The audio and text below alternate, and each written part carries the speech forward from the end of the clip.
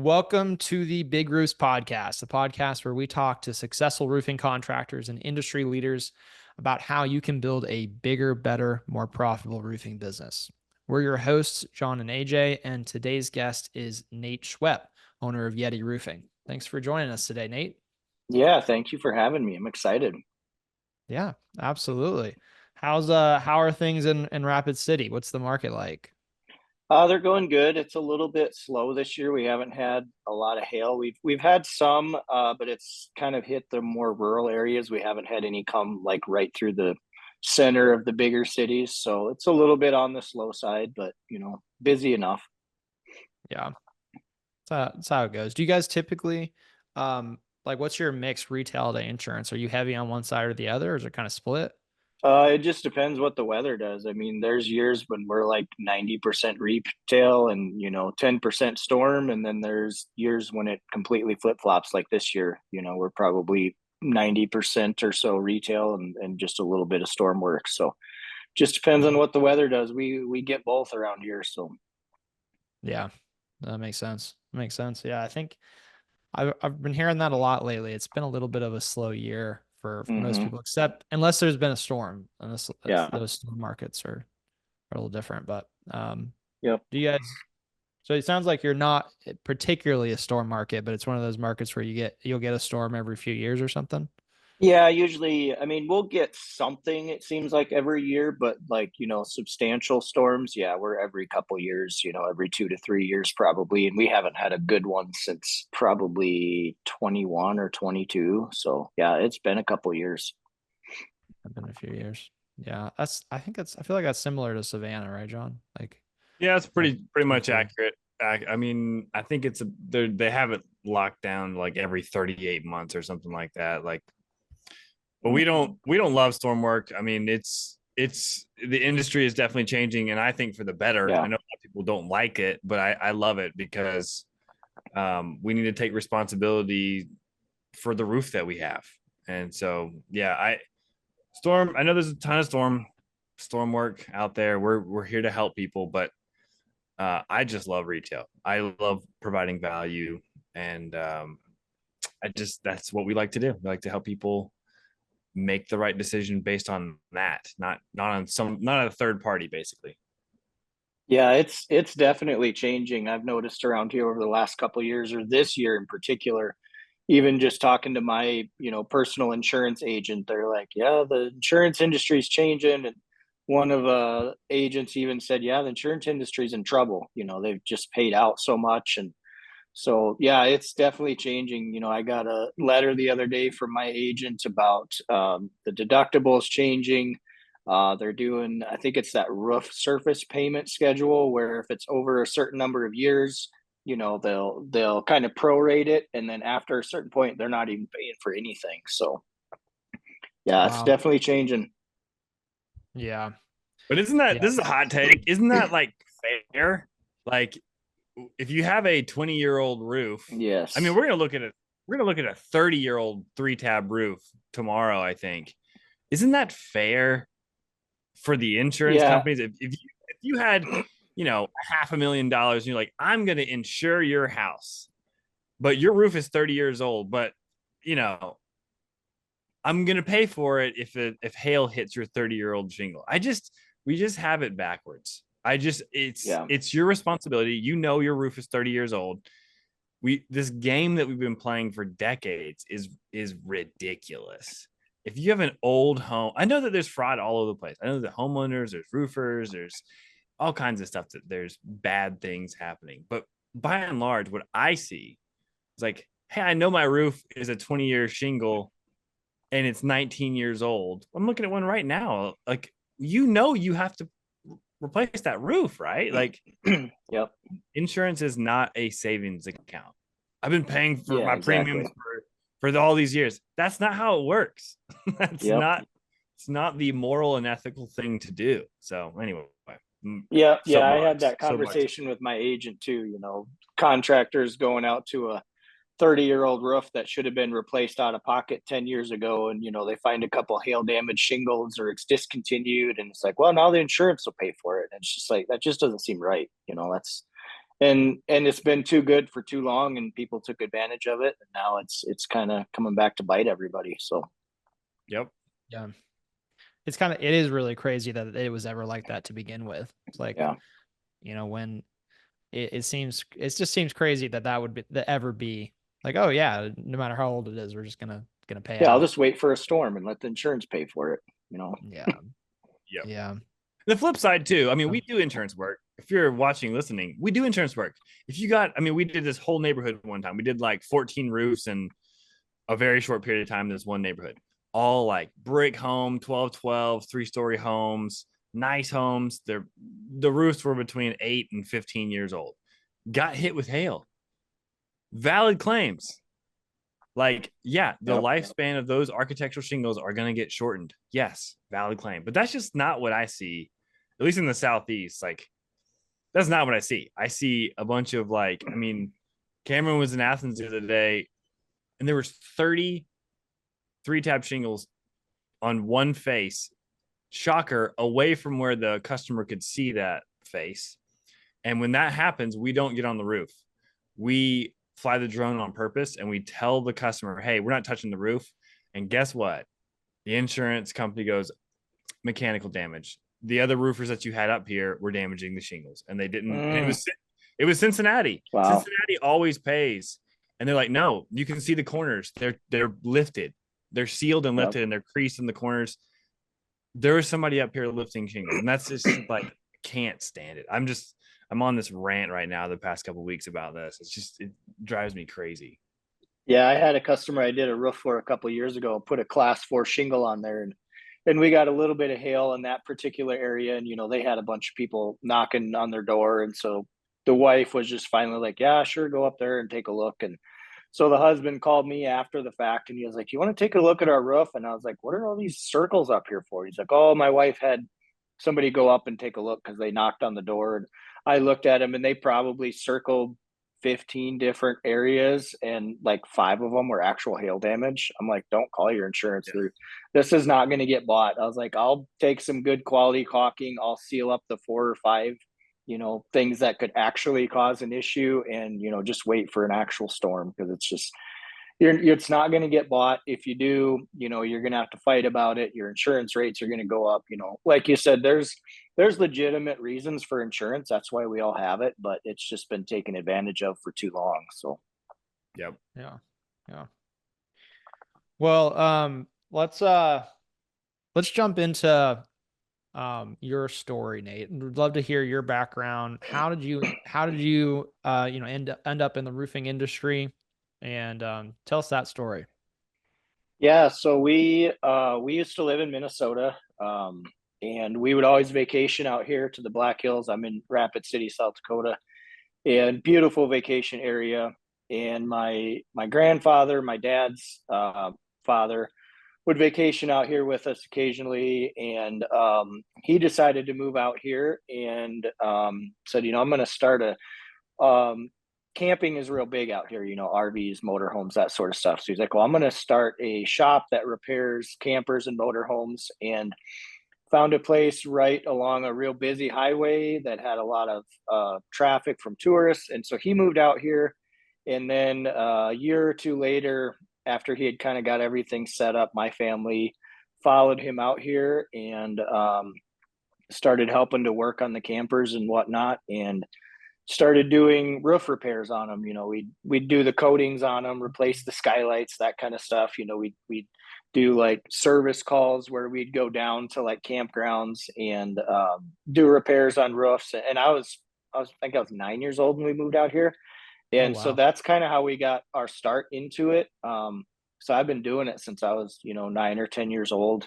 So my dad started doing that, and then I just worked for him for quite a few years. His business took off and grew pretty good. And I had always had a love for cars. Like, I like working on cars and tinkering with them, and anything mechanical I enjoy. Like, I just like working with my hands. And so I decided, well, I'm going to go to a trade school to become an auto mechanic or an auto technician. And so I did that for 2 years, and then went and worked at a shop for about another 2 years. And I didn't like being inside all the time.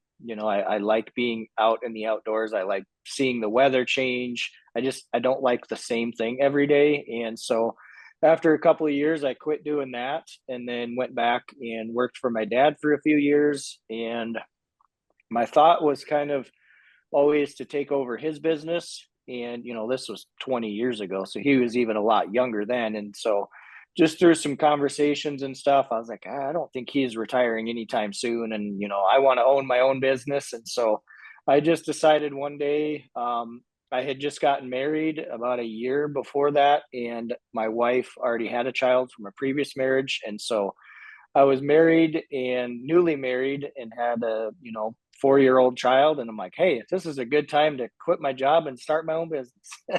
Looking back, it's like, wow, that was stupid. But you just, you don't know. You just dive in head first. And so that's kind of where I got my start. I had a couple of friends. We had a hailstorm come through. I had a few friends that their roofs got hailed out. And so I kind of did their roofs on the side. I guess you could say technically illegal at that time. I didn't have insurance or anything, but that was kind of my start. I did those two projects and used that money to kind of fund officially starting the business. I still have the receipt somewhere. I went on Amazon and like ordered a nail gun and an air compressor and just kind of the basics to get started, and just took off from there. And that was about 14 years ago, and still going strong. Kind of a smaller operation.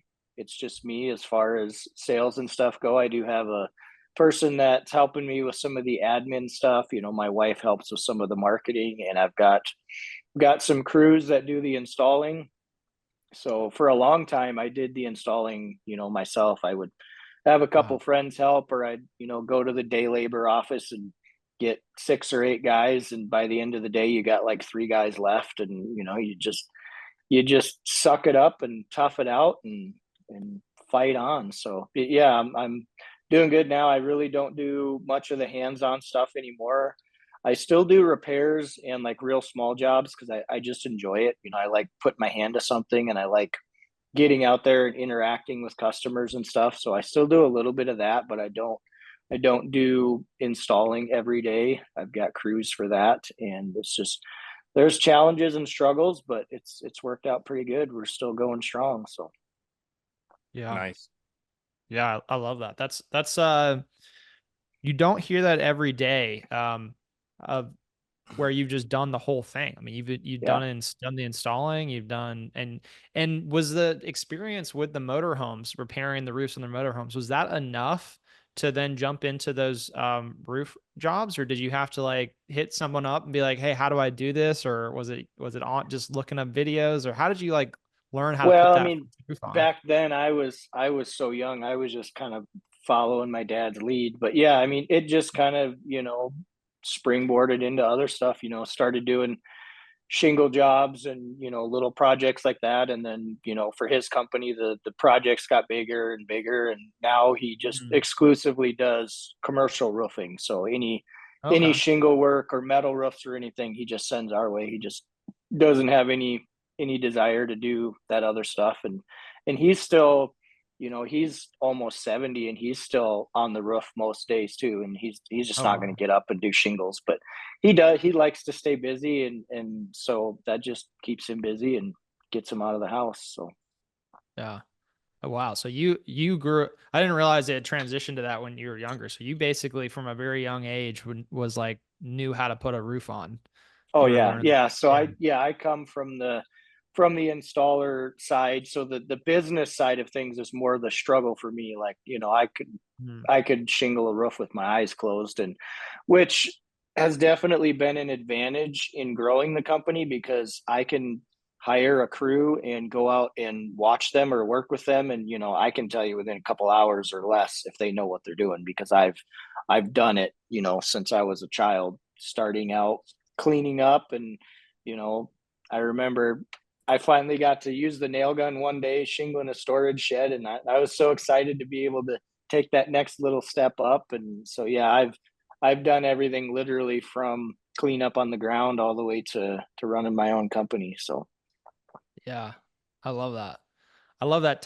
Talk us through that transition. So you started your own business, and then you're kind of, what was the first moment you're like, oh, it is different when I'm the owner and not just working in the business. Was there like a moment that you remember that was like, oh shoot?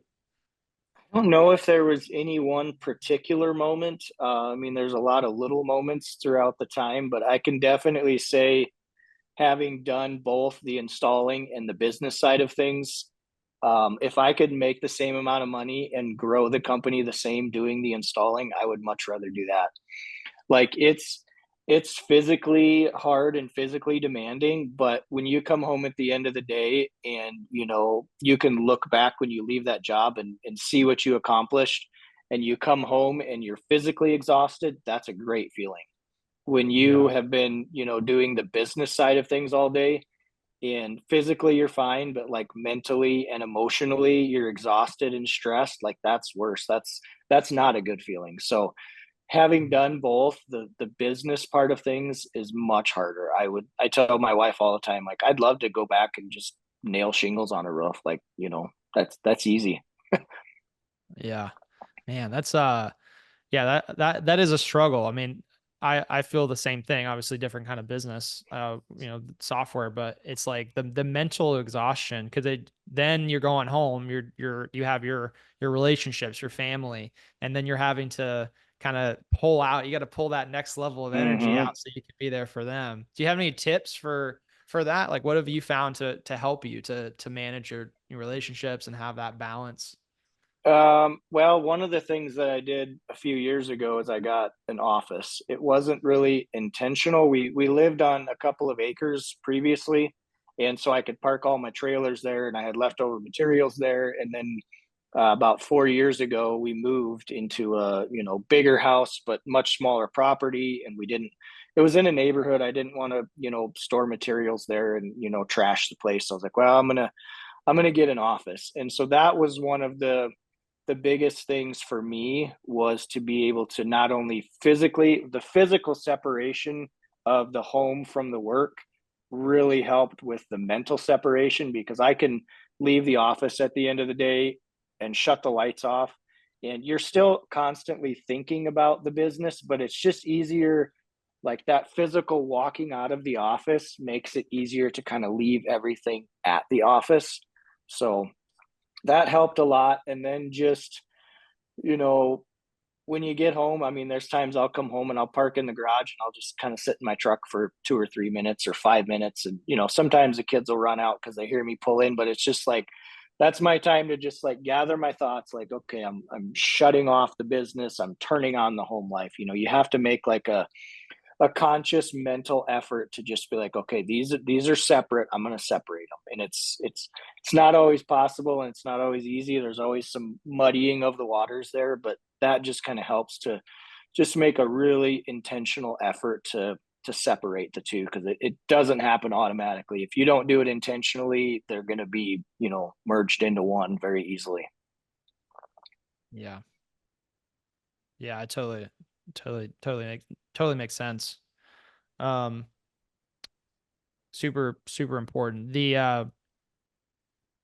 How is that with the size of your business, which is similar to John as well? Like I like the mentality of having I imagine that's intentional, right? I imagine you could go out and start kind of scaling up the team if you wanted to, but I'm assuming, was that a choice to kind of stay intentionally small? Yeah, somewhat. I mean, it's definitely, I kind of tried, and it's a big, huge story that I won't get into all the details, but I kind of We at got one time. point tried to scale up a little bit, and I had an office person and I had a sales guy, and I was like, we're gonna shoot for the moon, and I just wasn't ready for it. I didn't have the systems and processes, I didn't have the foundation in place, and so I kind of had to take a little step back, and a huge humbling experience to be like, okay, I'm going from an office person full time and a full time sales guy, now basically back to a part time office person, and just me. But it showed me a lot of things. I learned a lot of things from the lessons that I got. It's just kind of realized, I just wasn't ready for it. I need to have some other things in place beforehand. And, I'd never want to be, I'm not saying I could flip a switch and be a $10 million a year company, but I'd never want to do that. I wouldn't want that stress. I wouldn't want all that responsibility.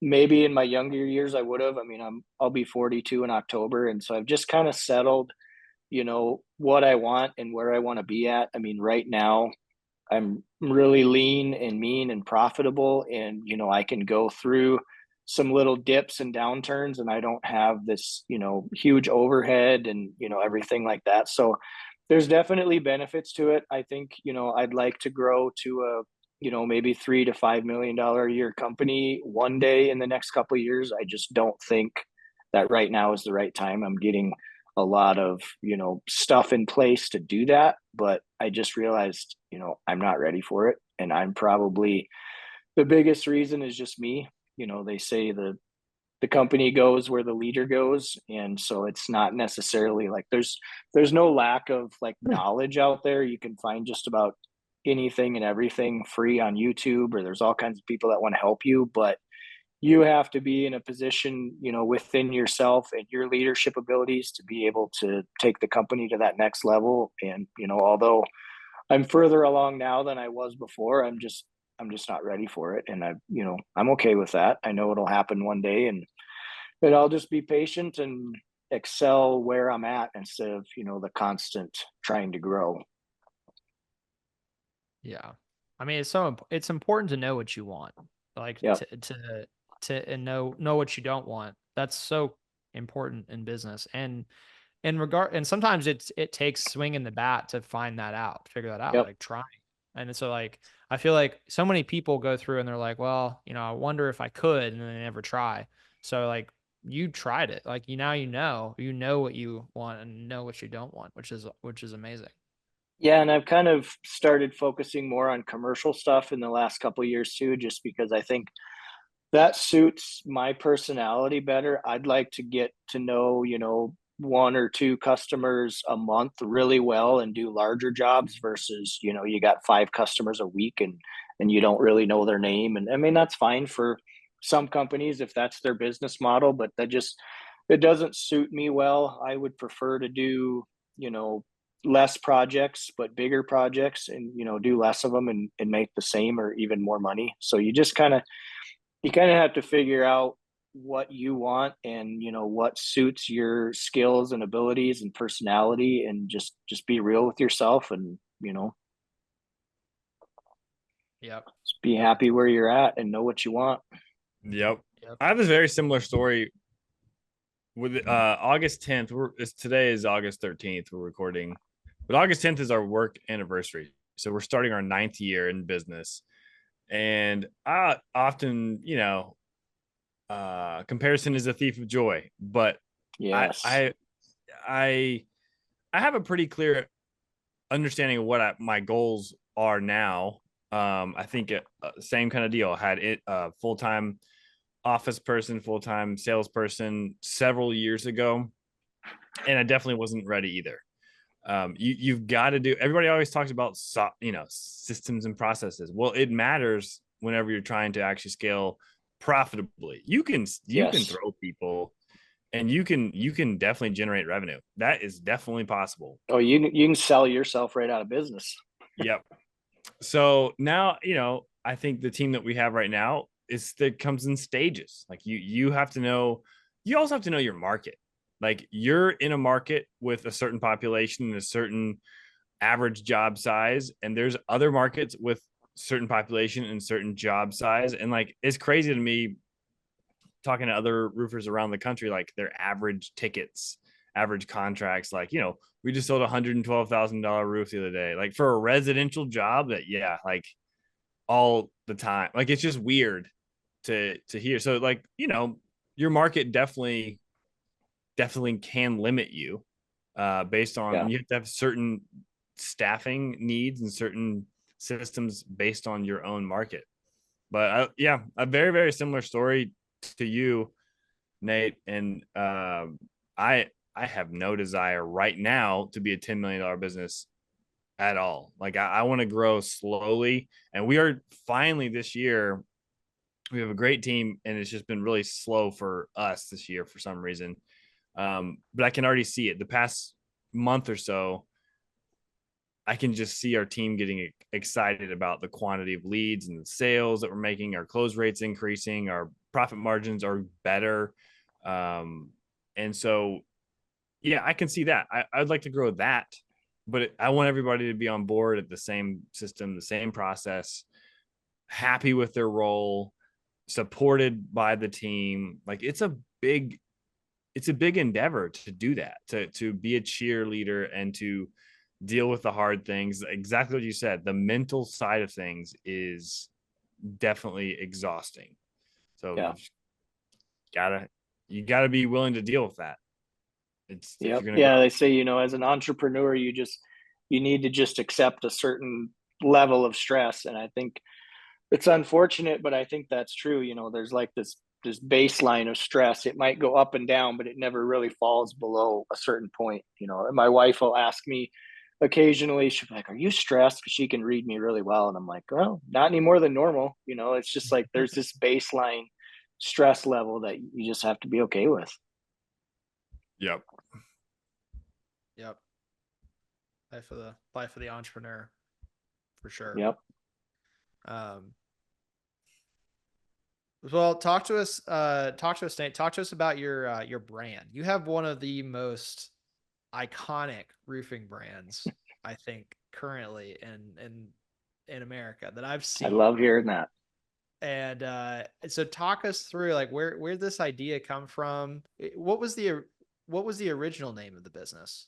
Because I So think you did a rebrand, originally, right? what's up? You did do a rebrand, I think, at Yeah, one yeah, point. a couple Yeah. years ago. So originally it was Pro Exteriors, like, kind of short for Okay. professional exteriors. And I had the typical, like the roof silhouette logo that everybody had. And then a couple of years after that, well, I mean, it was longer than that. It was just a few years ago before we rebranded to this name. I was like, well, I want to start doing some construction stuff too, and got advice from somebody that I considered kind of a mentor, which I don't think was good advice looking back. They're like, well, just do everything. Why do you have to focus on, roofing, build decks and, do this and do that? And so I was like, well, I'm gonna change the company name then to Pro Exteriors and Construction. And so that was the latest iteration. And then just kind of through talking with some people, mainly with Dimitri Lipinski, Roofing Insights. He's like, "Man, your name sucks." And I'm like, I know, but I don't want to change it. It's been like 10, 11 years under the same name. And so it took a lot of like poking and prodding from him to even get me to consider the idea. And then one day I was like, let's just go for it. And so I have always been into like Sasquatches and Bigfoots and Yetis. And I jokingly, kind of jokingly think they exist. I mean, nobody's proven that they haven't. So it's always a big joke with like my family and friends. And anytime they don't know what to get me for a gift, they'll get me Bigfoot stuff. Like I got all kinds of like sweatshirts and coffee mugs, and I mean everything you can think of, like pens and coasters. And like if it has like a Bigfoot or a Sasquatch on it, like it's cool. I like it.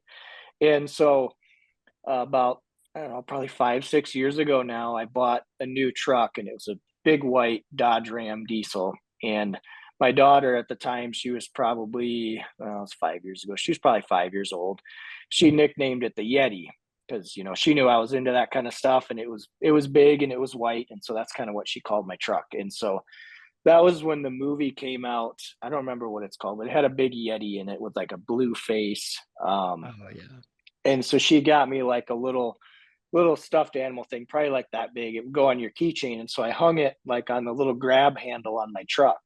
And so I was just driving around one day and kind of thinking about, well, if I rebrand, like what am I going to do for a name? I don't want something boring, exteriors or whatever, XYZ. I mean, there's all kinds of boring names out there. And so I was like, I want something different. And so I just seen that little Yeti swinging from the grab handle as I'm driving around. I'm like, how about like Yeti exteriors or Yeti roofing?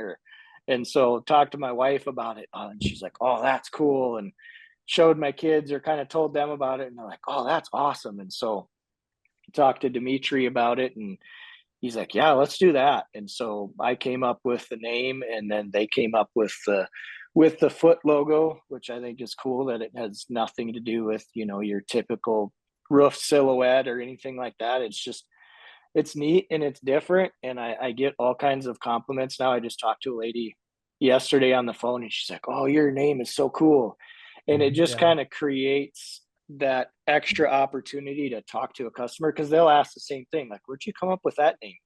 So, you know, if they're talking to 5 different roofing companies and it's, you know, Yeti Roofing and then it's Joe's Roofing or, you know, whatever city name roofing, you know, which one are they going to remember? You know, they're going to remember the unique one, and they're going to remember the one that I sat there for 2 minutes and told them about the story of how I came up with the name. So, that's just huge when a customer can remember your name. And we would get all kinds of calls before about, you know, customers being like, "Hey, you did my roof 2 years ago," or, you know, "You gave us a quote 6 months ago," or whatever. And I'm like, I look in my system, I'm like, that wasn't us. And so got me thinking, like, they're confusing our company with somebody else's, thinking that we did the work. So if we actually did work for somebody, how do I know they're not forgetting that name and calling somebody else? Like, it goes both ways. So I was just like, I need to, you know, change it, switch it up. And, you know, they say you don't have to be better, you just have to be different. So I just, different is what I wanted. I wanted something different and unique and memorable. So I think we got it. Oh yeah. 100%. No, I think you nailed it. That's awesome. And that's a great story. And I can see you've rehearsed this, talking it to through it with customers. Oh, it And just comes natural because I mean, it's yeah, not like a, you know, like a story that I had to memorize. It's just it's what happened. It's my life. So I right. mean, that's so much easier when you can just tell what's real. Like they always say, the owner of the company, you know, is probably going to be the best salesman because they're the most passionate about their company. And I'm not a great salesperson. I probably couldn't sell at all for another company, but I can sell well for my company because it's mine and I've lived it and, you know, I'm passionate about it. So Yeah. Yeah, 100%. That's powerful. That's super powerful. The passion and then having that, it's the brand is your life. Like it's all tied together. You have all that oh together. yeah, That story is compelling. we got all kinds of stickers that we put everywhere now, and it's just like, you know, the kids will make like a little drawing and they'll draw the foot, and yeah, it's you know, it's part of us. Yeah. That's phenomenal. That's awesome. Was that a difficult process going through that rebrand? Like from an It wasn't expense time. it wasn't difficult. It was definitely time consuming.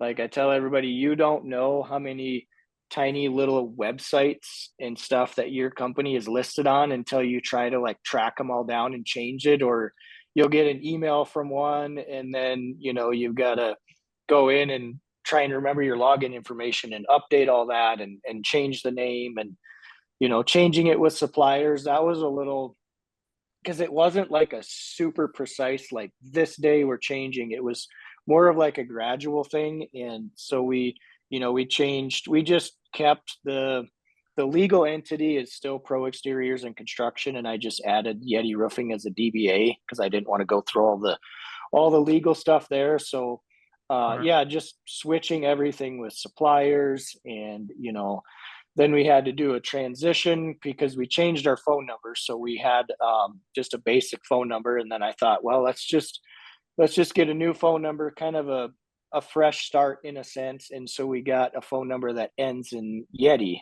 YETI. So the last 4 digits are 9384. So we had to change the phone number. So there's all kinds of places we had to do that. And then, you know, there was a little bit of overlap between the companies. So we kept the old phone number active for quite a while. It still is active. I don't get any phone calls anymore, you know. And then initially we just left a voicemail on there, or we would answer it, you know, Yeti Roofing, formerly Pro Exteriors. And so there's that little transition in there where everything kind of overlapped that made it a little bit difficult. But overall, it wasn't too bad. It's surprisingly, I've heard some horror stories of people trying to switch their name on their Google listing and having all sorts of issues. But I literally just logged in and switched the name. And I don't even remember if they had to send me a new postcard because I didn't change addresses or anything.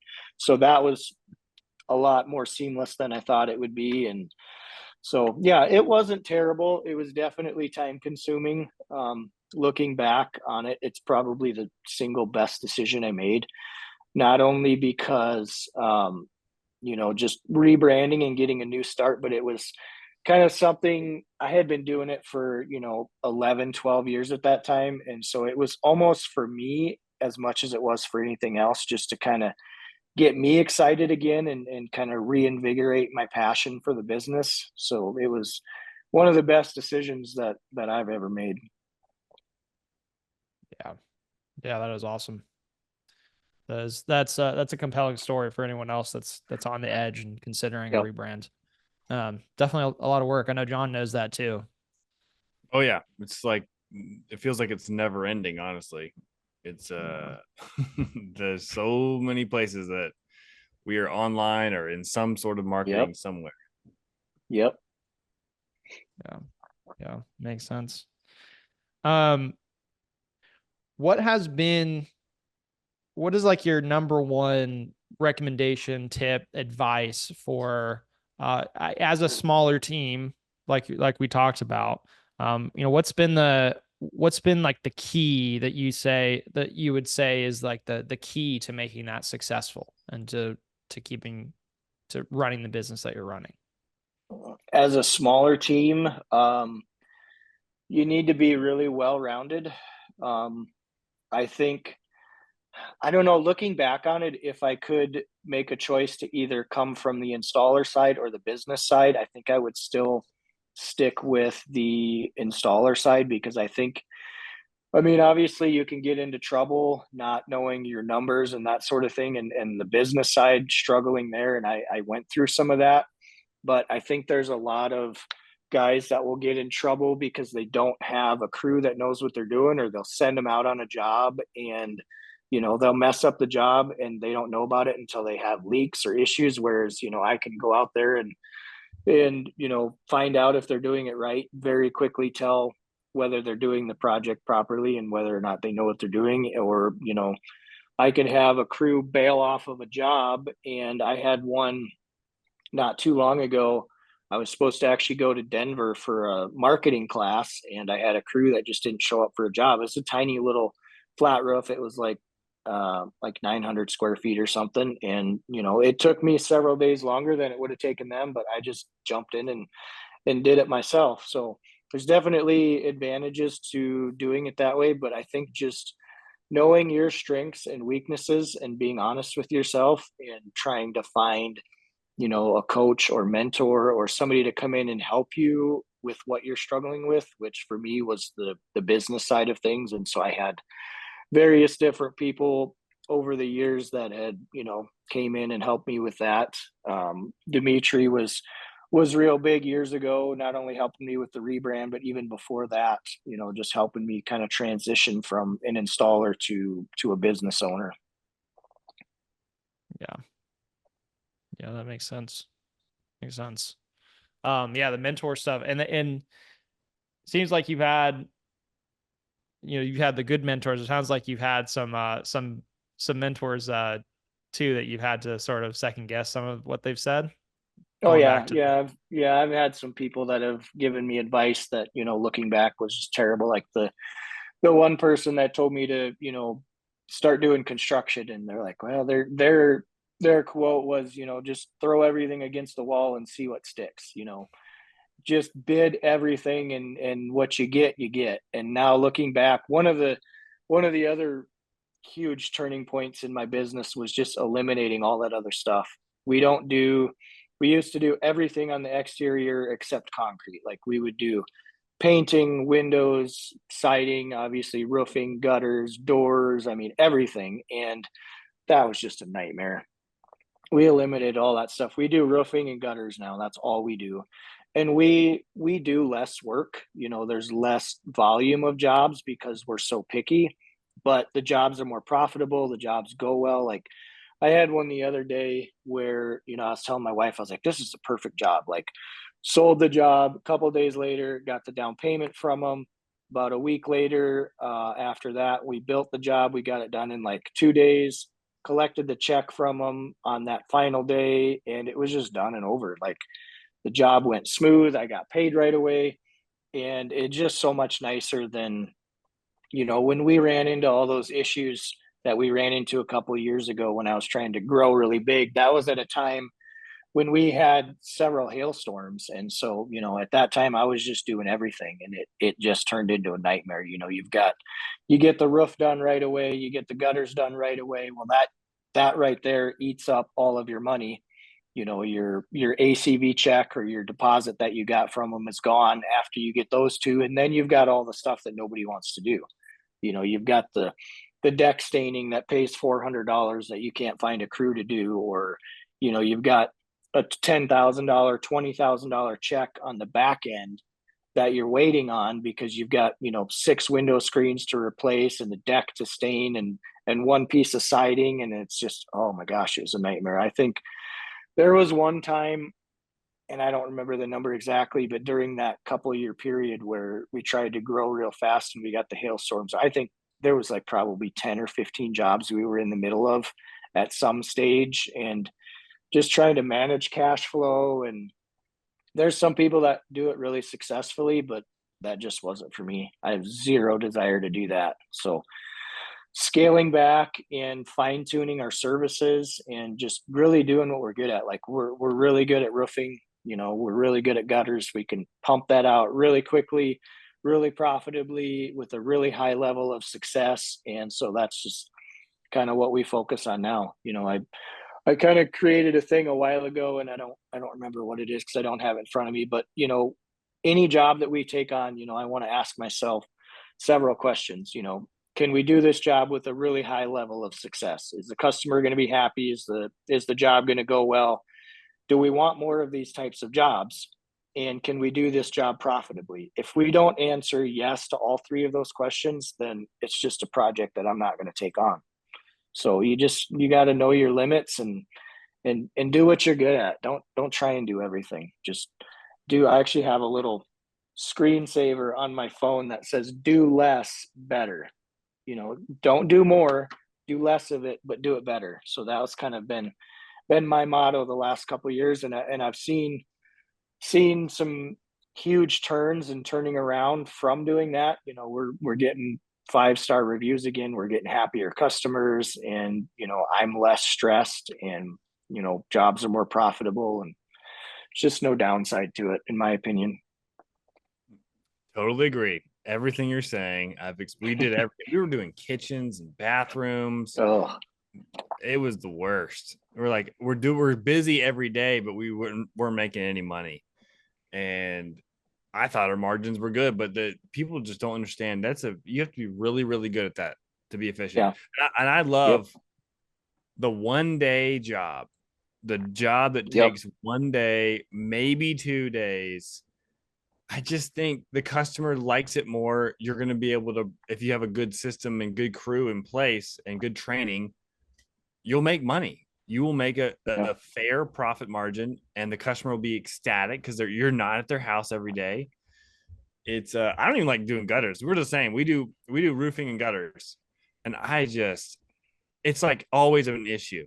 It's like, oh, the gutters are easy. You can make an extra X amount of dollars, and it's true. You can, but it's always like you've been there. Now you're there a second day, and something's wrong. And then coordinating the gutters right after the roof. They rip the gutters off to do the roof, and then the roof's done, and you're trying to get the gutter crew in. I mean, we do pretty good with gutters because I've got several good crews that I can usually schedule them pretty tight back to back. But yeah, I mean, the simpler you can keep things, the better it's going to be for everybody. And I don't think people, or at least not me, as business owners, go into it being like, oh, I could make all kinds of money if I do everything. It's just I'm a people pleaser, and I don't want to tell anybody no. So if they're like, hey, do you want to build me an addition or do my deck? I'm like, oh yeah, sure, we'll do that. And then it doesn't serve us good because we don't make money on it. It doesn't serve the customer well because they're not happy with it. It's not a Yep. win-win for anybody. Yep. Yep. Totally true. Yeah, makes sense. I'm gonna circle back here. I'm gonna circle back to your origin story real quick. So you grew up working around campsites, right?